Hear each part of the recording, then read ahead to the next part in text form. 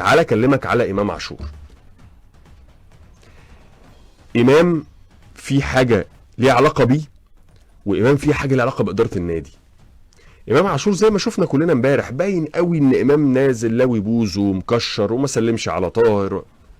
فحديثي لامام، يا امام انت لازم تراعي نعمه ربنا، انت بتلعب في نادي ملايين بمعنى انا هنا مش بقول رقم على مستوى المبالغه، ملايين بالمعنى الحرفي للكلمه يتمنوا ويحلموا ان هم يكونوا موجودين فيه. يتمنوا ويحلموا ان هم يكونوا موجودين فيه، والله ما بقولها بصيغه مبالغه.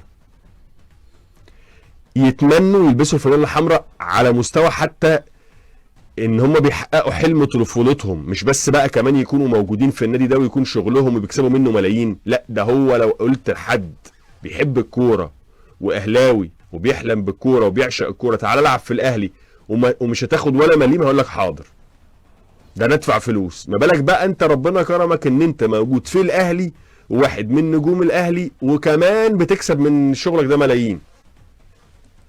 ففكره ان انت زعلان من الاداره او زعلان من عدم عداله، زعلان من ان انت مش بتاخد الفلوس اللي انت عايزها، زعلان من ان حد وعدك بشكل رسمي تعدل عقدك وما عدلوش، كل ده ليك مطلق الحريه والحق فيه. لكن اللي مالكش مطلق الحريه ولا الحق فيه ان انت ما تحترمش وما تصونش النعمه اللي انت فيها.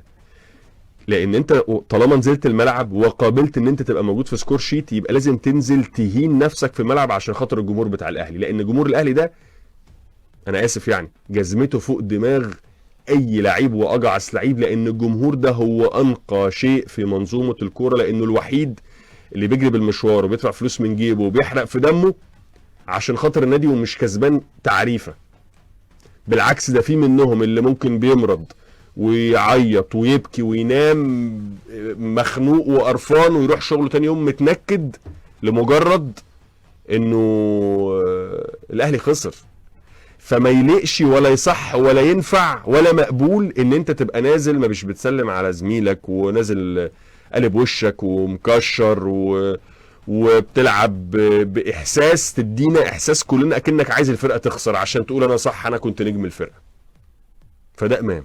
الاداره بقى عايز الاداره تقعد مع نفسها كده 5 دقايق وتفكر هو صالح سليم لو عايش كان هيضم امام عاشور النادي الاهلي؟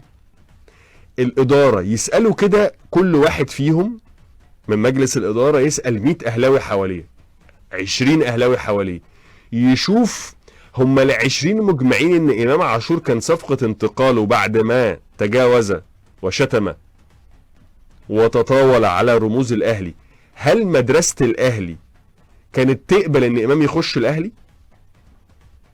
ولو لقوا ان ال20 بيقولوا يبقى بحق، هيلاقوا انقسام شديد، وممكن تلاقي الغالبيه من ال20 يقول لك لا ما كانش يجي الاهلي. طيب عدي دي وهنعتبر ان السنين بتعدل حاجات وان المبادئ ممكن تتغير في بعض الامور وخلاص وجي الاهلي. هل ينفع واداريا يصح ان انا يبقى عندي لعيب السنه اللي فاتت هو نجم الفرقه وهداف الدوري بياخد 10 قروش، فجيب واحد، وعلى فكره اللي يسري على امام يسري على حسين الشحات يسري على قفشه ويسري على كل اللعيبه اللي كانت تحقق بطولات الاهلي، فاقول لهم يا جماعه انتوا بتاخدوا 10 قروش، طب انا بص هروح اجيب واحد بقى بياخد 100. لا عشان اكون دقيق يعني واقول لك النسبه والتناسب بالظبط، انت بتاخد 10 اجيب واحد ياخد 50. هو فعليا ده اللي حصل، اللي بياخده امام جبت له حد بياخد 5 اضعافه، 5 اضعافه، 5 اضعافه، يعني انت لو بتاخد 10 ده هياخد 50.